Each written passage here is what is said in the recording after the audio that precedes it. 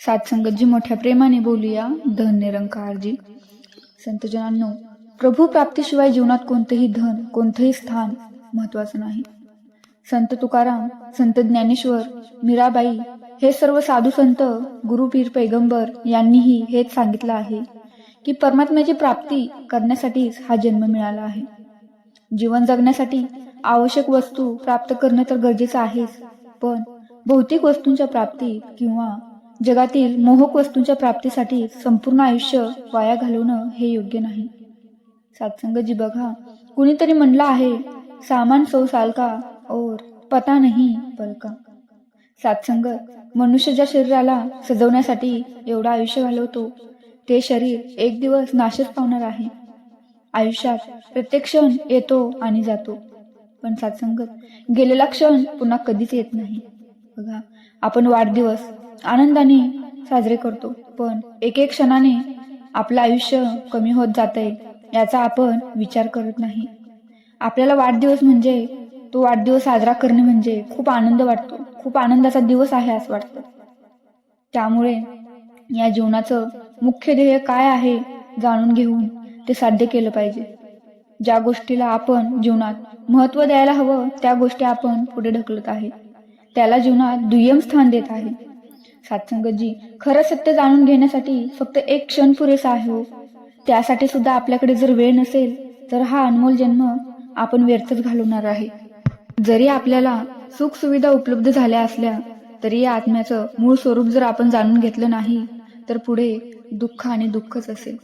सत्संगतजी बघा, एखादी मोत्यांची माळ तुटली तर ते गरंगळत गेलेले मोती वेचायला आपल्याला वेळ लागतो, पण परमात्म्याच्या प्राप्तीसाठी तेवढाही वेळ लागत नाही. एका क्षणात सत्य जाणता येतं, प्रभूची प्राप्ती करता येते. सत्संगतजी, आजही पूजा पाठ पठण यालाच भक्ती समजले जात आहे. हे सारं परमात्मा प्राप्तीसाठी केलं जात आहे, पण पुरातन साधू संतांनी जे सांगितलं आहे त्याकडे मात्र लक्ष दिलं जात नाही. ईश्वराचं स्वरूप आणि त्याची प्राप्ती करावी याबद्दल आपल्याला साधू संतांनी सांगितलं आहे, तरी ते आपण फक्त वाचण्यापुरतं मर्यादित ठेवत आहे. त्याचं पठण आणि रठण करत आहे, पण ते प्राप्त करण्याचा प्रयत्न आपण करत नाही. सत्संगतजी बघा, बाबा अवतार सिंहजींनी सुद्धा पूजा पाठ धर्मग्रंथांचं पठण केलं होतं, पण ज्यावेळी त्यांना सद्गुरूची भेट झाली, त्यांना सत्याची जाणीव झाली, तेव्हा त्यांना खरा आनंद झाला. ज्या ईश्वराचं वर्णन केवळ ते वाचत होते त्या ईश्वराची त्यांना प्राप्ती झाली. जीवनात परिवर्तन आलं म्हणून त्यांनी त्यांचा अनमोल अनुभव लिहून ठेवला आहे. बघा, 1-2 हे नाही चुकले, चुकला हा सारा संसार, देवाची तर ओळख नाही, करीती नामाचा उच्चार. म्हणून आज आपल्याला संत महात्मा तोच संदेश वारंवार देत आहे की साधू संतांच्या अभंगांचं फक्त वाचन आणि पाठांतर करू नका, तर ती गोष्ट जीवनात प्राप्त करण्याचा प्रयत्न करा. सत्संगतजी, सांसारिक कर्तव्य जबाबदाऱ्या पार पाडत असतानाही ईश्वराशी जोडून राहून त्याला आपल्या मनात स्थान देऊन त्याची भक्ती करता येते आणि ईश्वराचे स्मरण ठेवून आपल्याला आनंदही मिळवता येतो आणि जन्ममृत्यूच्या बंधनातून मुक्ती मिळते. जीवनाचा खरा अर्थ समजणे आणि आपल्या आत्म्याचे निज स्वरूप ओळखणे जे गुरुमार्फत मिळते, ही प्रभू प्राप्तीची पहिली पायरी आहे.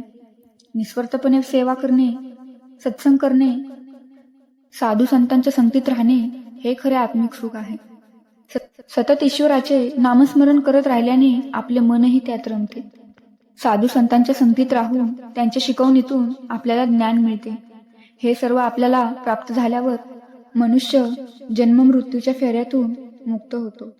पण जगणे मात्र थांबत नाही, जीवनातील चढ उतारांचा परिणाम त्याच्यावर होत नाही. या मार्गाने जर आपण चालत राहिलो तर सांसारिक जीवनातही आनंद मिळतो. ज्याचं प्रभू परमात्म्यावर प्रेम असतं तो स्वतः प्रेम होऊ शकतो आणि जगात प्रेम वाटू शकतो.